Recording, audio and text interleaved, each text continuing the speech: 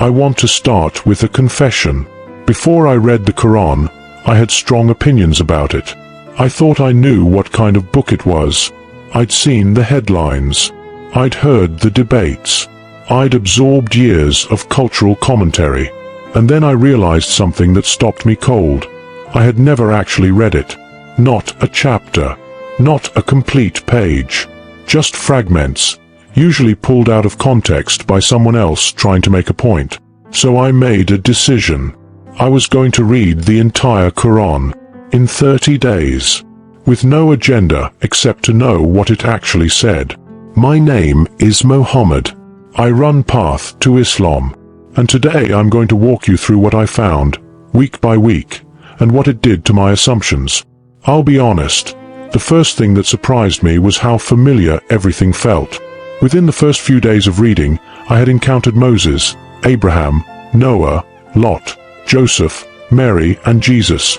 These weren't strangers. These were people I already knew, from other religious traditions, from childhood stories, from art and culture. But the Quran told their stories differently, with new detail, new emphasis, a different lens, and it positioned itself very deliberately, not as a new religion, but as a final reminder of a very old one. The same prophetic line, the same core message, one final, complete transmission. I hadn't expected the Quran to feel like a continuation of something I already partially knew. That changed my relationship to it immediately. Week 2 is where things got harder.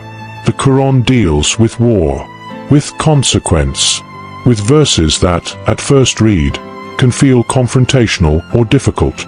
I had a choice: react and close the book, or pause and get context. I got context. Here's what I found. The Quran was not revealed in a vacuum. It came down over 23 years, in specific historical circumstances. The early Muslim community was being persecuted brutally. They were being tortured and killed. When you read the difficult verses in that context, as responses to specific situations, not as blanket instructions for all time, they read completely differently. I'm not telling you to agree with every verse. I'm telling you that reading a 1,400-year-old text without any historical context and then being shocked by it isn't honesty. It's laziness dressed up as criticism. Week 3 was when the Quran caught me off guard. I started encountering verses that weren't about law, or history, or theology. They were about the inner life of the human being. The Quran talks about anxiety, about the restlessness that comes from chasing things that don't satisfy, about grief, about the hollow feeling that follows years of accumulation without meaning. And there's a verse that stopped me completely. Verily, in the remembrance of God do hearts find rest. Quran, chapter 13, verse 28. Now, I want to be careful here. You don't have to be religious to feel the truth in that statement. The heart needs something stable, something that doesn't change with the market or the news cycle or the opinions of other people. What the Quran calls the remembrance of God, a Muslim might call prayer and reflection. But the underlying observation is universal. The restless heart can only rest when it stops trying to fill itself with things that were never meant to satisfy it. I wasn't expecting this kind of depth. I hadn't been warned. By day 30, I'd finished the Quran, and I sat with one overwhelming realization. Almost everything I had known about the Quran before reading it had come from people who also hadn't read it. The Quran is not the book that gets described in political debates. It is not an instruction manual for violence. It is not a book of rules and punishments.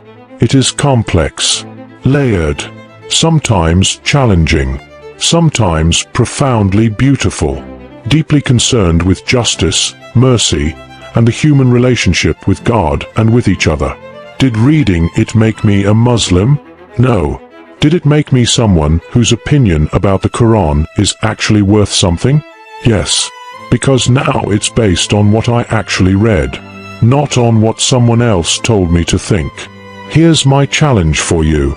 If you have a strong opinion about the Quran, positive or negative, ask yourself, have you actually read it?